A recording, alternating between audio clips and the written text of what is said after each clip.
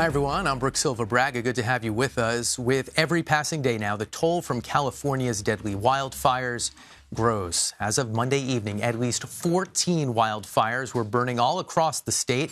The two largest are the Camp Fire in Northern California and the Woolsey Fire near Los Angeles. Together, they've killed at least 31 people. 29 died in the Camp Fire alone. We have reporters spread across the state, and we start with Mireya Villarreal, who has the latest from what's left of the town of Paradise. Paradise was lost here in Northern California, as these apocalyptic images reveal. Entire lives incinerated in a matter of minutes. Oh my God. 4 days have passed since this raging wildfire first ripped through the retirement community of Paradise and beyond, burning at a rate of 30 football fields per minute. Down PG&E power lines combined with high winds is believed to have sparked the fire. With so many people still missing, every inch of this mobile home park has to be searched. So these crews right here, they are going through tons and tons of rubble.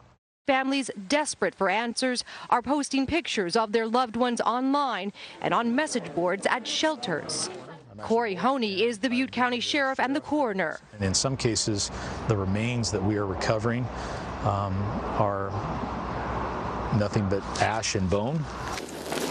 State DNA experts are helping identify victims with chaplains and hearses nearby.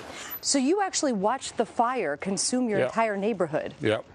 Ed Gleason didn't evacuate. His house was one of the few still standing today. I never thought, and I don't think anybody else ever thought, that it would be to this magnitude. You know, and there's maybe only a couple of hundred homes in the entire town that are left. At least 7 people died in their cars as they tried to evacuate. How close did the fire get? It was everywhere. Daryl Wilkin, a registered nurse, is thankful to be alive.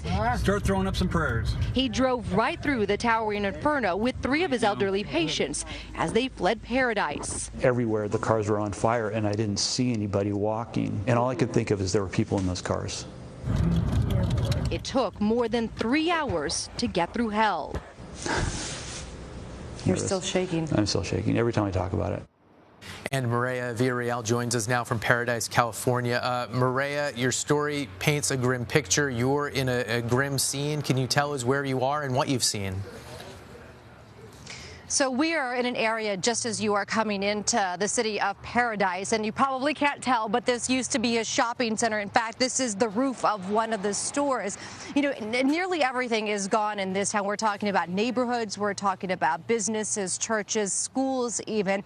And the sad part is I was talking to firefighters earlier this afternoon. Several of them said, you know, we have as many resources as we can here, but there are other fires being fought, and the situation is we haven't even gotten to several cities down the road that are impacted by this fire, and we know have some damage in them for us to assess. So, you know, likely, Brooke, what we will see is death and destruction numbers going up over the next few days. Officials have said that fire should be completely out by the end of the month, which isn't that soon. That's, you know, 2.5 weeks away. But do we think the firefighters can meet that goal?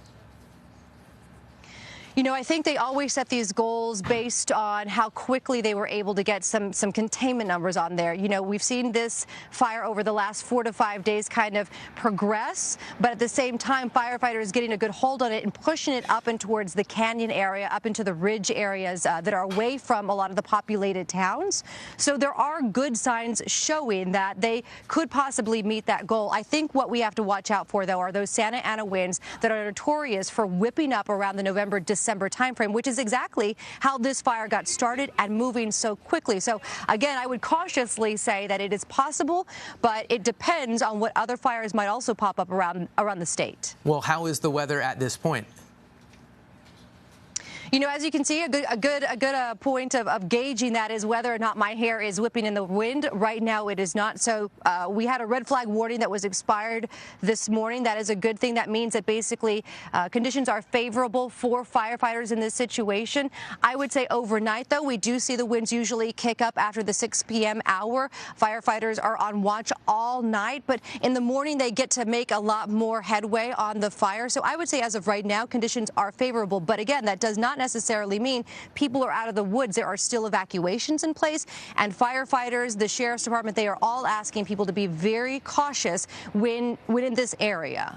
And for folks who are not under an evacuation order but under a smoke advisory, what are they to do? Should they voluntarily leave? Are they guided to just stay inside their homes? What should they be doing?